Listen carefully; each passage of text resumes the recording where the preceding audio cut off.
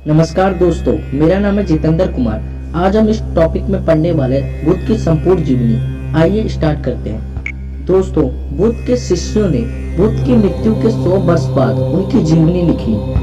बुद्ध, जिनका बचपन का नाम सिद्धार्थ था, बुद्ध सबके कबीले के सरदार के बेटे थे। दुखी जीवन से उन्हें महल की 4 दीवारी के अंदर सुख सुविधाओं के साथ बड़ा किया गया था। एक दिन उन्होंने अपने रथकार को उन्हें शहर घुमाने के लिए मना लिया।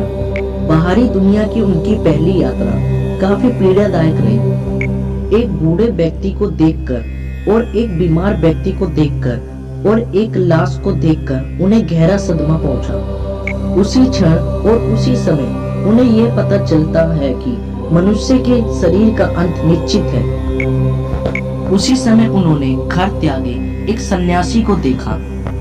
उसे मानो ना बुढ़ापे की टेंशन, ना बीमारी की और ना मृत्यु का उसे कोई परेशानी नहीं थी और वो खुशी से तपस्या में विलीन था और उसने शांति प्राप्त कर ली थी। सिद्धार्थ ने यह निश्चय किया कि वह भी संन्यास का रास्ता अपनाएगा। उस समय के बाद महल को त्याग कर अपने सत्य की खोज में निकल पड़ा। सिद्धार्थ ने साधना के कई मार्गों का अन्वेषण किया। इनमें से एक था शरीर को अधिक से अधिक कष्ट देना, जिसके चलते वे मरते मरते बचे। इन कष्ट तरीके को त्याग कर उन्होंने अधिक से अधिक दिन तक ध्यान एकत्रित किया और बोधिसत्व वृक्ष के नीचे बैठकर उन्होंने अपना ध्यान एकत्रित किया, जिससे उन्हें ज्ञान प्राप्ति हुई। उनके साथ उनके 5 शिष्य भी थे। यापन की शिक्षा दी। हालांकि बुद्ध की कहानियों में उनकी अलौकिक शक्तियों का भी वर्णन है। बुद्ध ने कई बार लोगों को शांति से समझाने का भी प्रयास किया।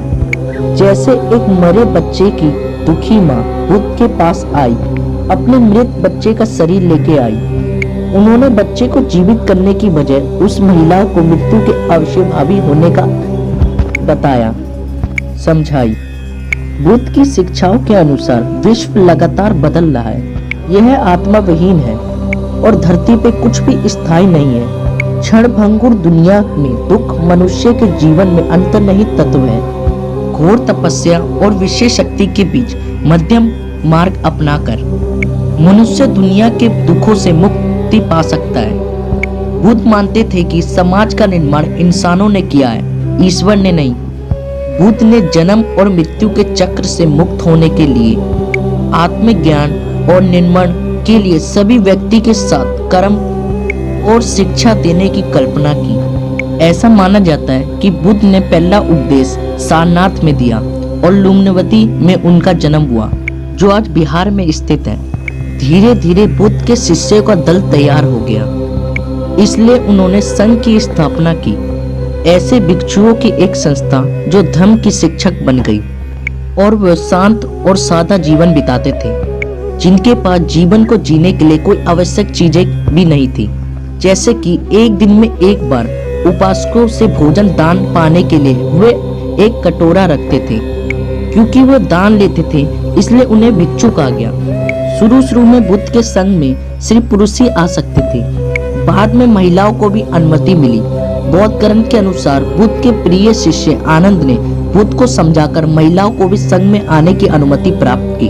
बुद्ध की उपमाता महाप्रजापति गौतमी संघ में आने वाली पहली भिक्षुणी बनी। कई स्त्रियां जो संघ में आई वे धर्म की उपदेशिका बन गई। आगे चलकर वे थेरी बनी, जिसका मतलब है ऐसी महिला जिन्होंने निर्वाण प्राप्ति कर लिया। बुद्ध के संघ में कई अलग अलग वर्ग के लोग आए, जिसमें राजा, धनवान, गृहपति और कर्मकार, दास, शिल्पी सभी लोग सम्मिलित थे। क्योंकि उन्हें भिक्षु और भिक्षुणी बनने के लिए अपनी पुरानी पहचान को त्यागना पड़ा। संघ को चलाने का तरीका संघ की परंपरा पर आधारित था। इसके साथ लोग बातचीत करके एक साथ होने की कोशिश करते थे। अगर यह संभव नहीं हो पाता था तो मतदान के साथ वोट दे करके एक दूसरे के साथ जुड़ने का प्रयास करते थे। बुद्ध के संघ में जो भिक्षु और भिक्षुणी थे, उनके लिए कई नियम भी थे। अगर कोई भिक्षु नया कम्बल या नया गलीचा बनाएगा तो उसे इसका प्रयोग कम से कम 6 वर्ष तक करना होगा। अगर 6 वर्ष से पहले ही उसने नया कम्बल और नया गलीचा बना लिया तो उससे चाहे उसने 6 वर्ष तक इसका प्रयोग किया हो या ना किया हो, उससे नया कम्बल और गलीचा ले लिया जाएगा। यदि कोई भिक्षु किसी के घर अनाज मांगने जाता है, यदि उससे इच्छा हो तो वो 2 से 3 कटोरा भर स्वीकार कर सकता है। यदि वह इससे ज़्यादा स्वीकार करता है तो उसे अपना अपराध स्वीकार करना होगा। 2 या 3 कटोरे अनाज स्वीकार करने के बाद उसे अन्य भिक्षुओं में उसे बांटना होगा।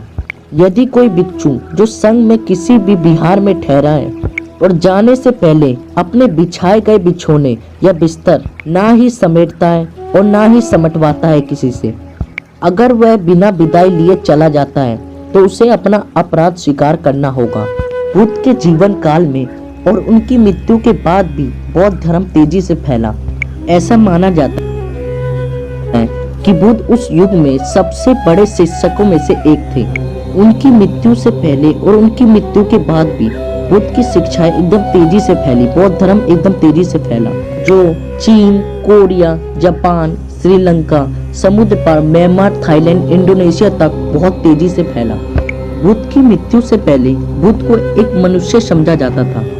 उन्होंने निब्बान प्राप्ति के लिए अपना प्रयास किया और महत्व दिया, जिन्होंने अपने प्रयास से निब्बान प्राप्ति किया। परंतु धीरे धीरे बुद्ध की मृत्यु के बाद मुक्तिदाता की कल्पना उभरने लगी और लोग यह विश्वास करने लगे कि बोधि संत मुक्ति दिलवा सकते हैं और बुद्ध की पूजा की जाने लगी। जो बुद्ध की नई परंपरा उभरी उन्हें हीनयान अनुयायी कहते थे और जो पुरानी परंपरा मानते थे उन्हें थेरेवादी कहा जाता था और वे पुरानी शिक्षकों के रास्ते पर चलते थे। जब बुद्ध की मृत्यु हो रही थी तो उनके आखिरी शब्द यही थे। उन्होंने अपने शिष्यों से कहा कि मेरा समय आ चुका है, मुझे जिस दिन का इंतजार था वो समय आ गया, अब मुझे मुक्ति प्राप्त होगी। यह सुन के उनके शिष्य घबरा गए और रोने लगे। बुद्ध ने कहा, रो क्यों रहे हो? मेरा जो कर्तव्य था मैंने वो किया। अब ये तुम्हारा धर्म है कि तुम मेरे बताए हुए रास्ते पर चलो और लोगों को आगे धर्म की शिक्षा दो। मेरा समय आ गया, अब तुम अपने लिए ही ज्योति बनो और मेरे बताए गए रास्ते पर चलो। बस यही तो बुद्ध के आखिरी शब्द। अगर दोस्तों वीडियो अच्छी लगी हो तो लाइक, कमेंट और सब्सक्राइब भी जरूर करें। धन्यवाद।